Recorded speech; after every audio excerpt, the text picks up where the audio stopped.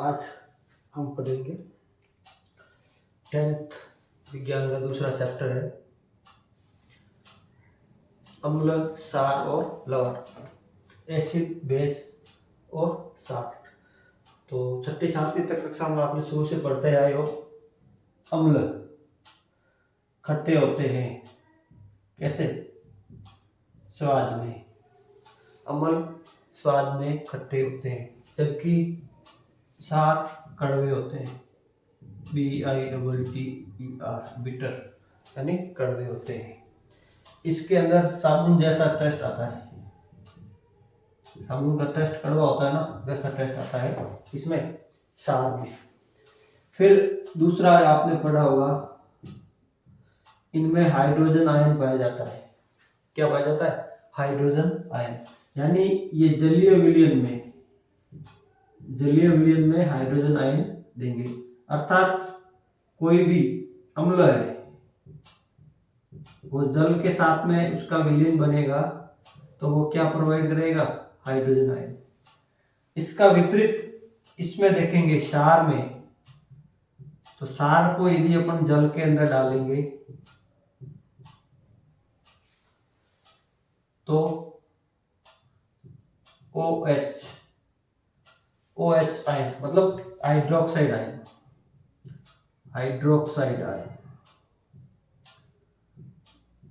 का निर्माण होता है, या देते हैं, बने हुए होते हैं।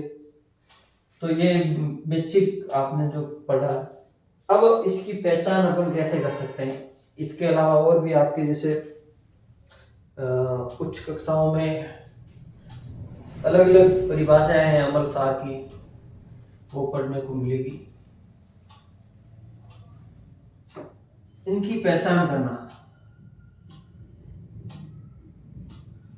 अम्ल क्षार है या तो टेस्ट से कर सकते हैं, लेकिन सबसे जैसे HCl है, HCl को आपने जीभ लगाते ही जीभ जल जाएगी, तो आप उसको हर चीज को टेस्ट भी नहीं कर सकते, क्योंकि ये बहुत ही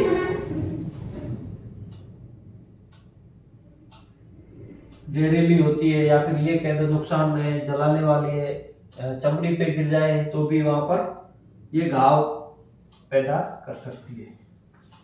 तो इनकी पहचान करते हैं लिटमस पत्र। तो थोड़ा बहुत इसके बारे में जान लो। लिटमस पत्र एक लाइकेन कवक होती है।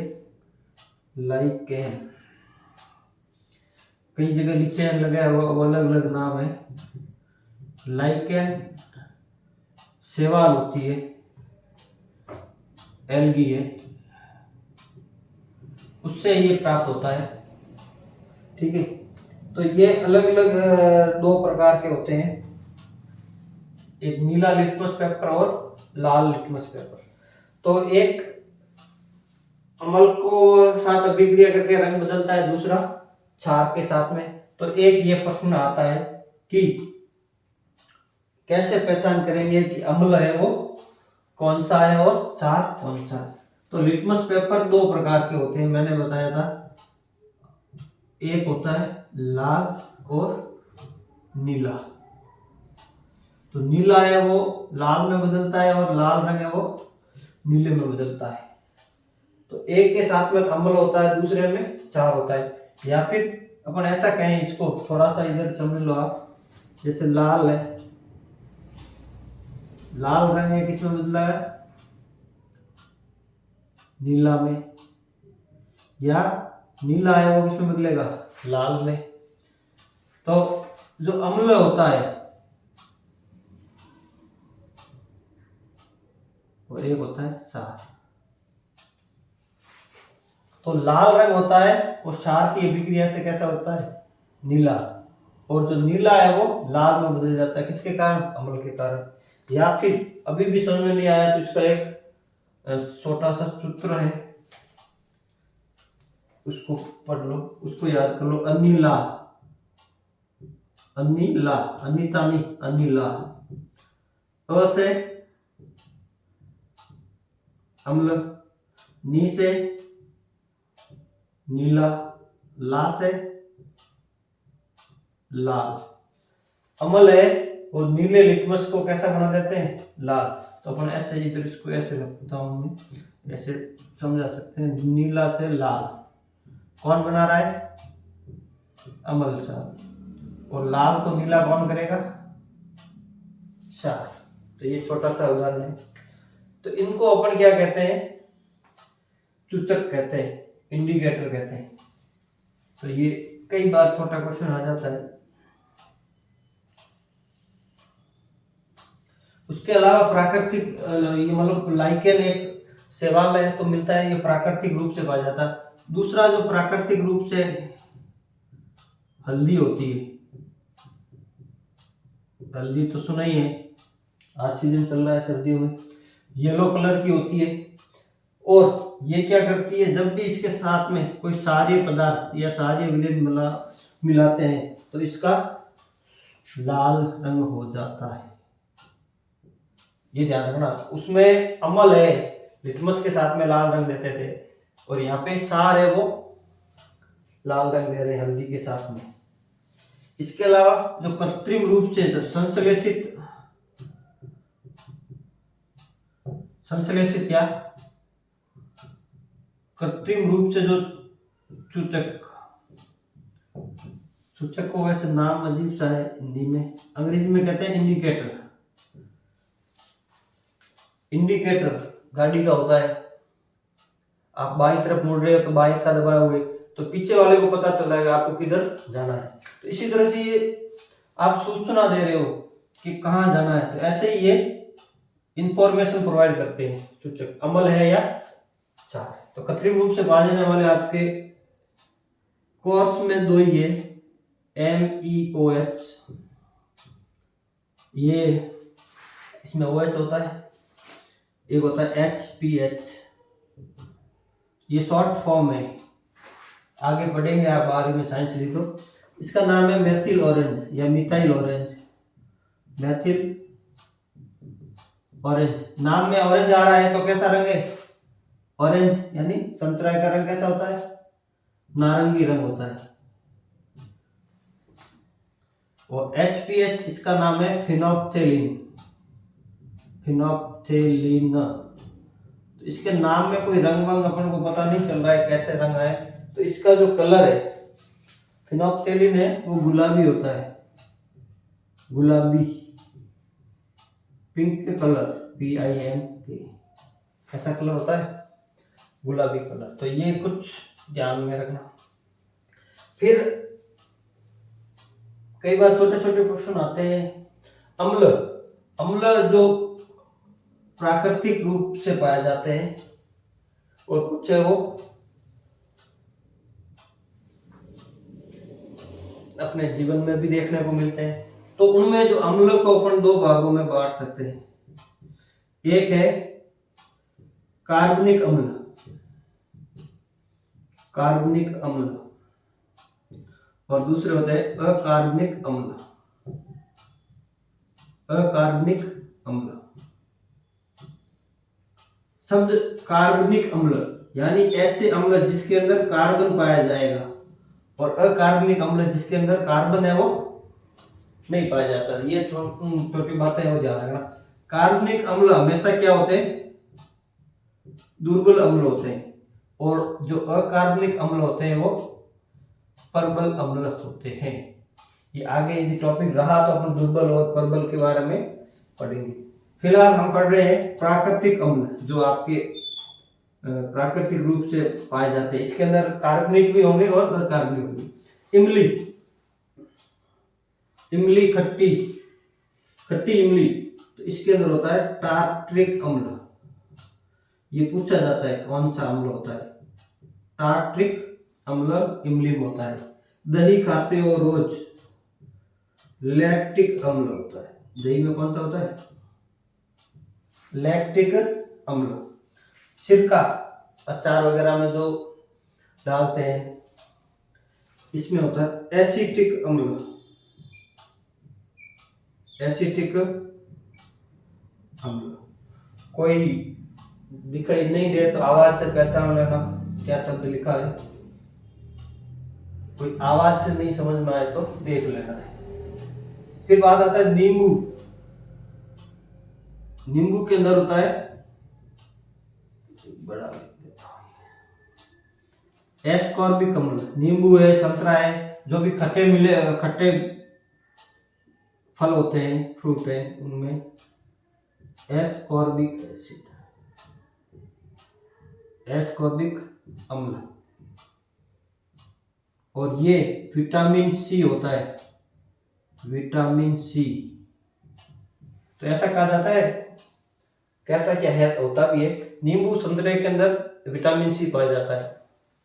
ये डंक, डंक किसी का भी, मधुमक्खी का डंक बोल दो, या फिर आपको चींटी का डंक तो नहीं कह सकते, लेकिन चींटी काटती है तो स्वेलिंग आती है, सूजन आ जाती है। इस तरह के ततैया का डंक बोल दिया, मधुमक्खी का है किसी और। डंक में होता है फॉर्मिक अम्ल, फॉर्मिक अम्ल। इसका छोटा सा सूत्र है HClOH, एक कार्बन वाला अम्ल। आप IUPAC नाम हट गया अब तो कोर्स से, यदि उसमें अपन पढ़ेंगे तो एथेनोइक अम्ल, मैथेनोइक अम्ल। तो जो मैथेनोइक अम्ल अपन जो पढ़ते हैं वो इसी का नाम है, मैथेनोइक अम्ल, मैथेनोइक। यदि कहीं आता है कि भाई डंक में कौन सा होता है, मैथेनोइक अम्ल, तो भी सही है, फॉर्मिक अम्ल है तो भी सही है।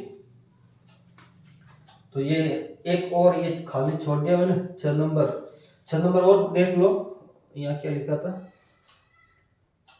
आमाशय में, अपने अंदर भोजन पचाने में जो अम्ल होता है आमाशय में,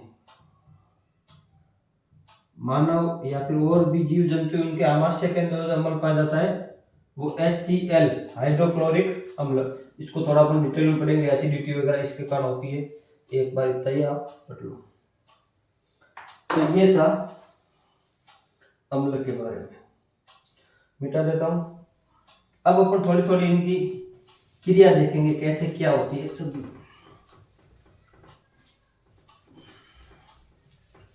मिटता नहीं,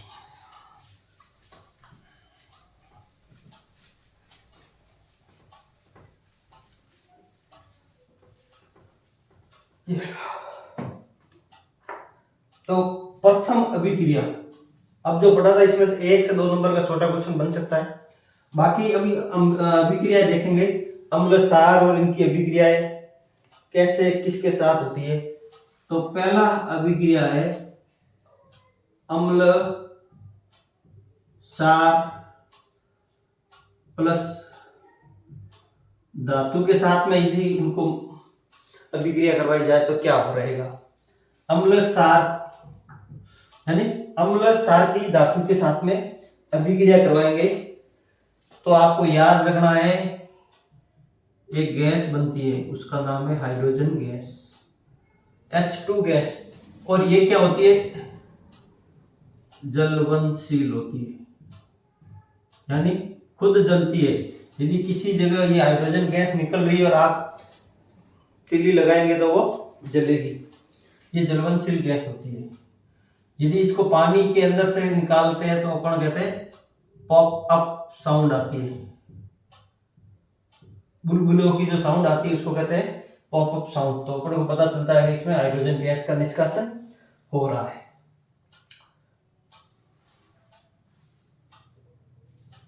तो अम्ल ले लेते हैं, एक धातु ले लेते हैं, जिंक धातु सबसे अच्छा मिलता है, अपना दादेदार जिंक वाली अभिक्रिया पढ़ी थी पहले। इसके साथ में H2SO4 सल्फ्यूरिक एसिड डाला, तो ये क्या तनु डालते हैं, तनु मतलब पानी डाला हुआ जो एसिड होता है उसको अपन कहते हैं तनु सल्फ्यूरिक अम्ल। तो 5% 10% जो भी उपलब्ध है, प्योर यूज नहीं करते, प्योर को कहते हैं सांद्र। तो जिंक, तो सीधी बात है ये वही हाइड्रोजन गायब, लवण बन गया zinc sulphate plus hydrogen gas. ये इस तरह का जो तीर है वो गैस को उड़ गई, या फिर ये जी छोटा वाला, ये है जिंक सल्फेट, जिंक अंग्रेजी में लिख दिया, चलो पढ़ लेना। Zinc sulphate. दूसरा है इसी का, जिंक के साथ में HCl डाल दो, तो जिंक की संयोजकता 2 होती है, तो 2 HCl के अणु काम में लेंगे पर संतुलित करने के चक्कर में ले लेंगे 2HCl, तो क्या हो जाएगा ZnCl2 plus hydrogen gas, zinc chloride. लिख देता हूं, सूत्र याद बहुत करना जरूरी है। जिंक क्लोराइड और हाइड्रोजन गैसें वैसे के वैसे ऊपर की तरफ उड़ जाती है। दूसरा, ये तो थे अम्ल और धातु के साथ में। अब है